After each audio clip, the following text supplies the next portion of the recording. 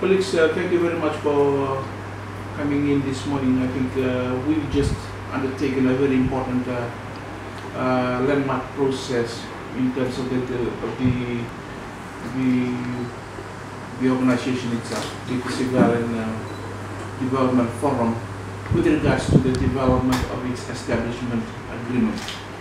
As you heard from our interim chair, His Excellency High Commissioner Patterson Oti, the High Commissioner of the Solomon Islands to Fiji, emphasizing the importance of this online consultation.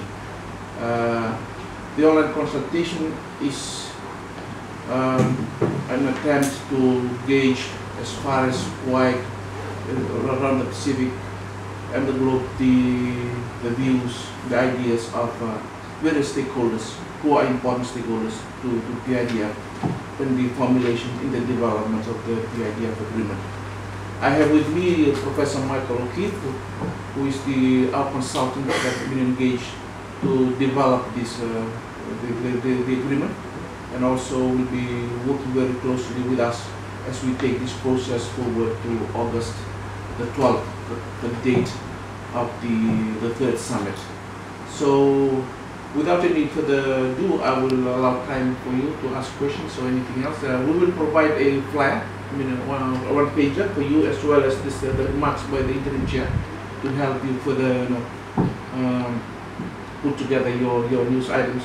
But we'll feel free to ask any questions relevant to this work today. Thank you. Can you just give a bit more details about how people can provide the feedback? I mean, cut-off times or feedback is there a certain time that you can submit the application? Yes, the launching is done today, and we are allowing like 1 month for all views and submissions. All they need to do is to go to the PIDF website. They will see the discussion papers or the information pack in there that will help them, guide them through the process. And it's very user-friendly, as you can see, and they can easily be accessible by all. It is done in such a manner that it has to be accessible by all. Mike, would you like to say anything? We've included 2 discussion papers, one on the institutional structure and one on budget principles, and then a model. Yeah. Both papers have principles for people to think about, whether these principles capture the mood of the Pacific today, and they also then have a model for people to discuss. These are not meant to define the process, but they're discussion papers to help people form opinions about the best institutional structure for the PIDF. We're using a 3-tier approach, so we are doing direct consultations and meetings with stakeholders in the region, but the online vehicle that we're using here is designed to be as accessible as possible. We would like everyone to be able to access it, and it's going to operate in a way that allows people to make written submissions, but also video submissions.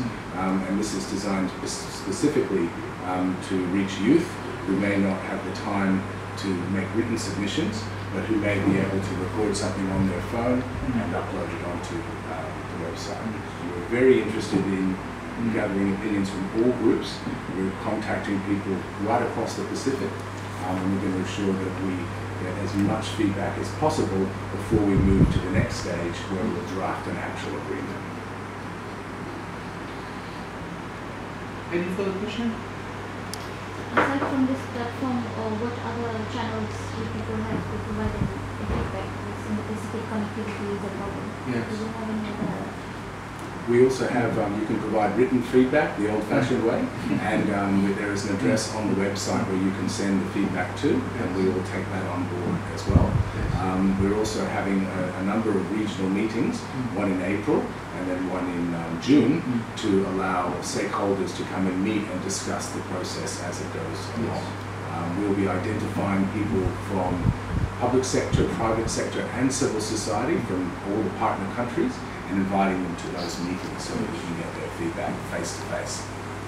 You can see that through the vision of PIDF being very inclusive in the participatory process, it engages all sectors of societies and also allows all mediums to engage views from sectors of society. As Michael has alluded to earlier, that we will also be running 2 workshops. One in April. This is where they will look at the outcome of these online consultations, and then another one in June, where they will discuss the agreement, the draft agreement, which the consultant will be working between April and May and June to be able to put together for discussions. Our timeline is that by July the agreement should be ready and to be circulated to all member countries for them to undertake their own national processes like ratifications of the agreement. The objective is to, by the time of the 3rd summit in early August, the agreement has to be ready to be signed, because as you know, the agreement is the establishment agreement. It is necessary for the agreement to be in place, because other necessary work of the secretary or the organization will follow suit from the agreement. For instance, of the establishment of the strengthening, of the secretariat, the appointment of a full-time secretary general, and other processes that needs to be in place to enable the secretariat to fully function and operational. Any other question? Yes, I have one. With regards to the Pacific Island countries, how many countries are part of the forum? It's about 17 now that have attended the last 2 summits. You can count it by the number of flagpoles outside. So the flags are those countries that have participated thus far. And with the agreement in place, it is our projections, our assessment that more will join, because now they can see that the organization is coming out in full bloom, with the architect really clearly laid out, with the agreement in place, with the institutions and governance systems in place and clearly outlined, and the budgetary and finance models adopted, which will enable the smooth operations of the organization from August onwards. Any other question?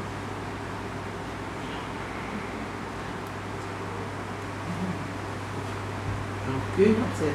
Thank you very much.